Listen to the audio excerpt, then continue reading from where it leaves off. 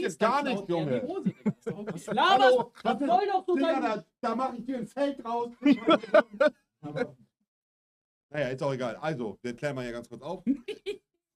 Kavalierschmerzen sind, wenn du bei einer Frau so lange also du bist mit einer Frau buff und sie lässt dich nicht ran oder du hast kein Kondom beispielsweise dabei und du kommst halt nicht zum Schuss. Aber du machst mit ihr 1 Stunde rum und hast die ganze Zeit... Länger.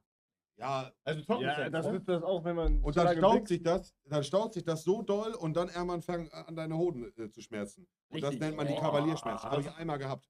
Und dann das Einzige, was dagegen hilft, ist zu kommen. Da habe ich auch eine Story von gemacht. Da saß ich im Hotel auf der Gamescom und hatte eine im Bett liegen, aber die ist eingeschlafen. Und ich hatte so Schmerzen und dann habe ich gegoogelt, was dagegen hilft. Da stand da Wichsen. Da habe ich mich alleine in diese scheiß 8.000 € Präsidentensuite in das Gästebadzimmer eingeschlossen, weil die geschlafen haben und habe mir einen runtergeholt. Und jeder Stoß mit der Hand hat so Schmerzen. Ja, Mann. Das hat so wehgetan. Es war fürchterlich.